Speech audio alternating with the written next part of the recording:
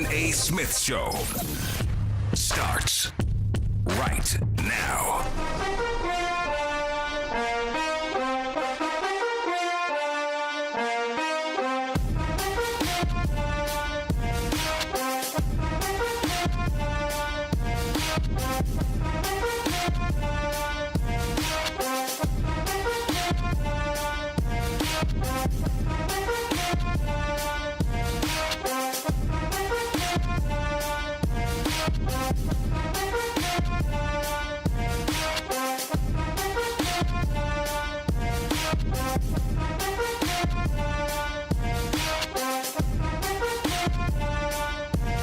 What's up, everybody? Welcome to the latest edition of the Stephen A. Smith Show, coming at you as I love to do every weekday over the airwaves of ESPN Radio and ESPN News. 250 plus markets across the United States of America. Check your AM/FM listing nearest you. Plus ESPN Radio on Sirius XM, Channel 80. Plus ESPN Radio simulcast over the live national television airwaves of ESPN News. Number to call up as always is 888-SAY-ESPN. That's 888-729-3776. The Stephen A. Smith Show on ESPN Radio is presented by Progressive Insurance. For boats, motorcycles, and RVs. Get a quote in as little as 3 minutes at 1-800-PROGRESSIVE and Progressive.com. Time for Straight Talk, brought to you by Straight Talk Wallets. This is an aberration. Ladies and gentlemen, a miracle is about to take place right here on the Stephen A. Smith Show on ESPN Radio. Something that is about to happen that has never, ever, ever happened in my history of doing radio, ever. And do you know what that is? Do you know what that is? I'm about to lead my show about the New York Mets.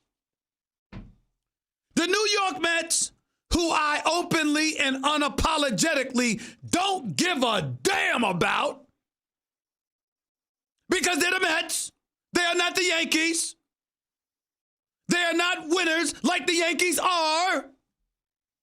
And I'm a native of Queens, New York. I grew up 15 minutes from the old Chase Stadium before it became Citibank Field. I don't give a damn about the Mets. I leave that to Don Juan LaGreca. For those of you in Nationwide who may not know who that is, Don Juan LaGreca is an absolutely fabulous radio host, partnering with Michael K on the Michael K Show every weekday in New York City. And Don Juan LaGreca knows his hockey, too. The only thing I know about hockey is that the puck is black. That's about it, and it's played on ice. I don't know a damn thing about hockey, okay? But when it comes to these Mets, I know this much, they ain't the Yankees. I know that for a third consecutive year, they've missed the postseason. I know that Mickey Callaway has just been fired as the manager for the Mets, despite going 77-85 last year, improving by 9 games to 86-76 this year, being a manager that was exiled after recording a winning record in that particular season. Van Wagenen, the general manager for the New York Mets, clearly wants to move in a different direction, put his own prints on the franchise. He came a year after Mickey Callaway was hired as manager. That's not his choice. He stomached it for this season. Now he's gone.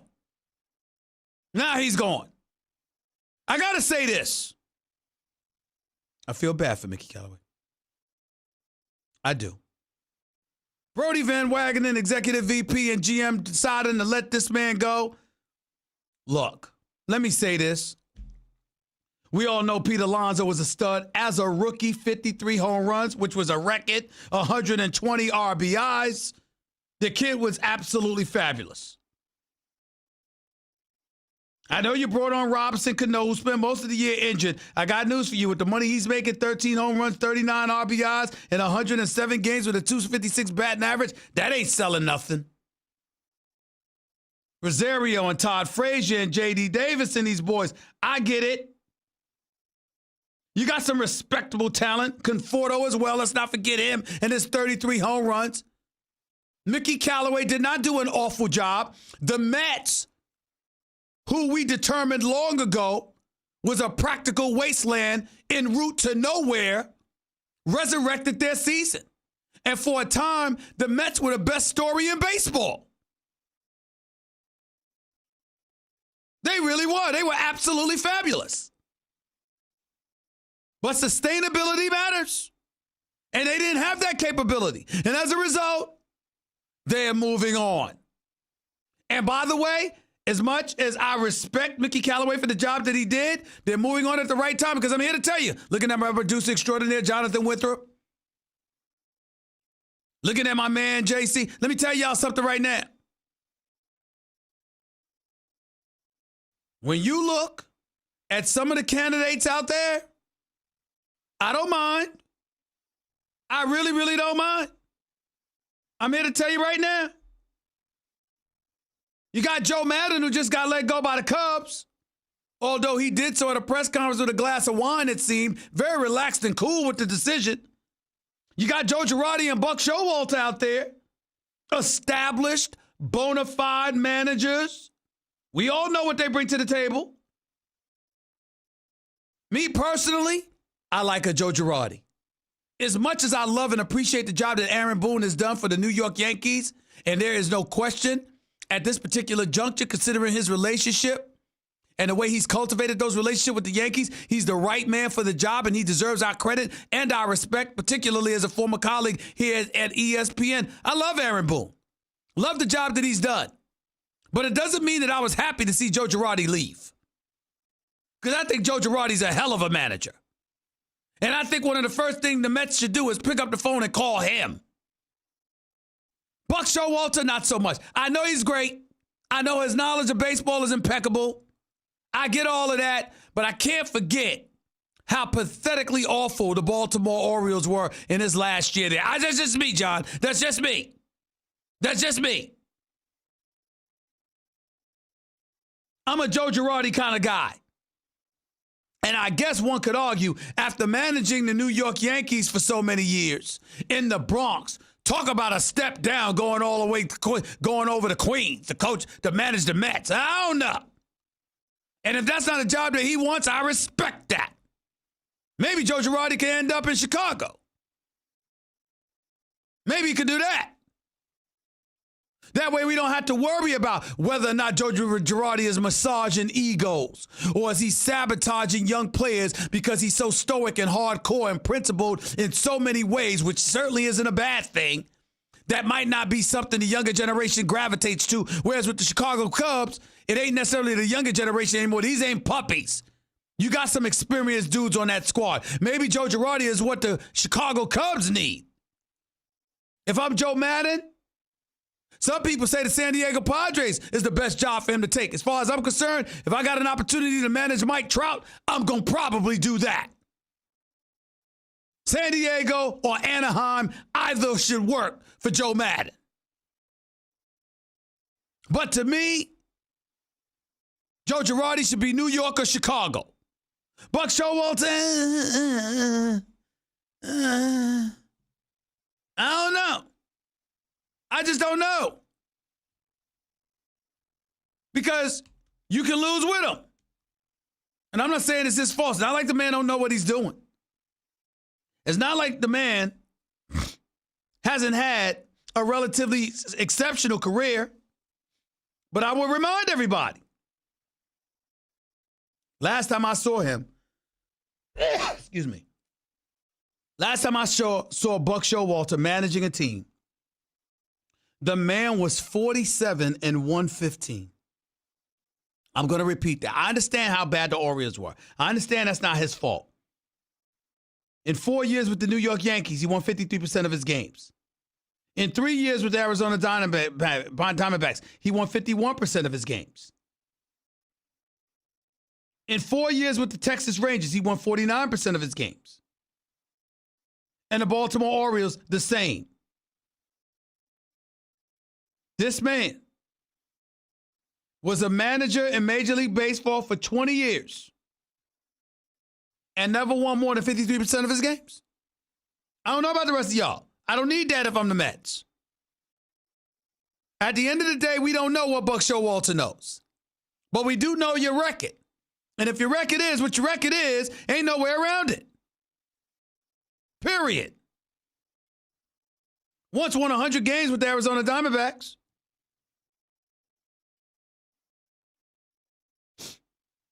Didn't do anything in the postseason.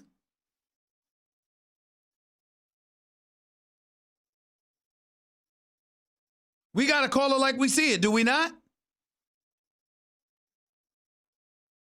20 years as a manager. Never won more than 53% of his games, and that was only once. If I'm the Mets, I need something different than that. I just do, ladies and gentlemen. I just do. 888-SAY-ESPN. It's 888-729-3776. Just read it from the reports here. Remember, Girardi was my number one choice. Reading off of SNY, it said months ago, they reported the Mets have done background work on a former Yankees manager. The team has expressed private concerns about Girardi's sometimes tense demeanor with players in the media, but are drawn to his skill, intelligence, and experience. Girardi wants to manage again and would consider the Mets. Okay. Then there's Buck Showalter, reading from SNY, Andy Martino, to be exact. Buck Showalter, a brilliant and polarizing figure in the game, has supporters and detractors in the Mets organization. Some folks are impressed by Showalter's charisma and instincts. Others wonder how collaborative he can be. Expect him to be on a list of potential candidates. So I was right about those two. Luis Rojas. The Mets quality control coach is seen as a promising managerial prospect. Some influential folks in the organization believe he is not quite ready and should be a bench coach. Excuse me. A quality control coach should not be elevated to a manager in the media capital world. Hell no. He needs to wait or go someplace else, get the experience, and then come back to the Mets as a manager. Mike Matheny, remember the former manager for the St. Louis Cardinals? Here's what they say about him. While several folks in the game have noted that Matheny and Fred Wilpon are closer than people realize because of their University of Michigan connection, Matheny is widely expected to be the next manager of the Kansas City Royals. He is tightly wound and might struggle in New York still because of the connection his name could arise in the Mets process. I will say this. I had the pleasure of interviewing Mike Matheny one time. I only met him once. I don't know anything about him compared to what folks who actually cover the sport of baseball know. But I will tell you this. He certainly didn't strike me as tightly wound up. I tell you that. He seemed like a relatively personable dude. Maybe it was because he was there to promote a book. I don't know. But he seemed to have a nice personality. Seemed pretty cool to me. So I don't know if that tightly wound stuff, how accurate that is. Then there's A.J. Hinch. Remember, Astros manager. They're favored to win the World Series with that rotation. Led by Verlander, Cole, Greinke. I can't see anybody beating them, even though the Yankees supposedly are very, very confident. But this Astros manager apparently is Brody Van Wagenen's close friend, and industry speculation has swirled for months that the Mets might try to trade for him. This one is likely to remain an interesting rumor, though. Folks familiar with the situation say that while Hinch might be ready for a new challenge, a managerial trade or a manager trade would be simply too complicated and too much of a long shot. Here's where I tell you it should be a long shot. John, JC, let me tell you something. Do you have any idea what should happen to a manager for the Astros who would think about leaving to take the Mets job? That person should be drug tested immediately. Immediately. If A.J. Hinch was to leave the Astros to go and take over the New York Mets coaching job, she should be psychologically tested. Something is definitely wrong with him. Oh, by the way, David Cone, former Major League Baseball pitcher, former Met and current broadcaster, also has a desire to manage. He's let that be known. I mean, after all, once Aaron Boone did it with the New York Yankees, why not do it if you're David Cone? He is deeply conversant in analytics and an affable communicator. The Mets likely prefer experience, but Cone could represent an Aaron Boone-type moonshot. All right, I like that. Worth consideration. Bruce Bochy, a legend, last year in San Francisco. That's what this past season was. If the Giants legend decides to unretire for 2020, word is the Mets won't see him as a fit. Understood. Joe Madden, friends of the ousted Cubs skipper expect him to become the next manager of the Angels. Let me guess. Pete Alonso or Mike Trout. I love Alonso. Love him. Proud of the job he did this year. 53 home runs, 53 home runs. He ain't no Mike Trout. Let us be clear. He ain't no Mike Trout. That's a bad brother right there. So all of those things are things to consider. My money, I'd bet it if they know what they're doing over there in Queens. I would bet my money on Joe Girardi being the next manager for the New York Mets. Or at least having the option to accept the job or not accept the job. That's just me. I mean, after all, he was a Yankee for all those years. He does have a winning pedigree. He does know a little thing or two about winning, which the boys in Queens should want to be infected by. 888-SAY-ESPN. It's 888-729-3776. You are listening live to the Stephen A. Smith Show, ESPN Radio, ESPN News. There's also a Thursday night football game coming up. Seattle Seahawks will be hosting the Los Angeles Rams. And there are a couple of thoughts that I think are coming to mind. First things first, I personally owe Russell Wilson an apology. Because while we've been sitting here marveling at the greatness of Patrick Mahomes, and for a couple of weeks marveling at the improvement of a Lamar Jackson from last year to this year, and in the process, that of Dak Prescott as well, we forgot that there's a particular quarterback in the NFC playing better than anybody in the conference. His name would happen to be Russell Wilson. Completing nearly 73% of his passes, 72.9 to be exact. Throwing for over 1,100 yards. Throwing 8 touchdowns, 0 interceptions. The Seahawks are 3-1, and Russell Wilson is clearly leading the way. What the hell is there to talk about? How do we have these conversations and we don't include Russell Wilson in the mix, considering his level of flagrant greatness? At some point in time, when are we going to give this brother the respect and the love that he deserves? When are we going to do that? When are we going to do that? We need to stop. We need to get our act together. And we need to do a better job of giving this brother the praise that he deserves. Now, we're going to find out a thing or two tonight. But it's going to be mainly about these Los Angeles Rams. The weather is expected to be a little cold, obviously raining in Seattle, as it usually does. And because of that reality, you got issues. We understand that. We truly do. Okay? But because of that, you shouldn't see too much throwing of the football. That's A.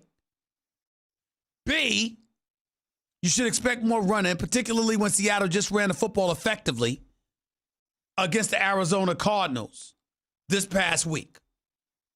So let's make sure we're clear about that, okay? If you're the Seahawks, you want to run the football. That's what you want to do.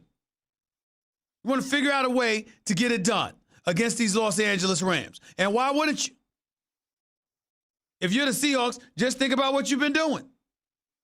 Last 3 weeks, 151, 108, 115 yards rushing.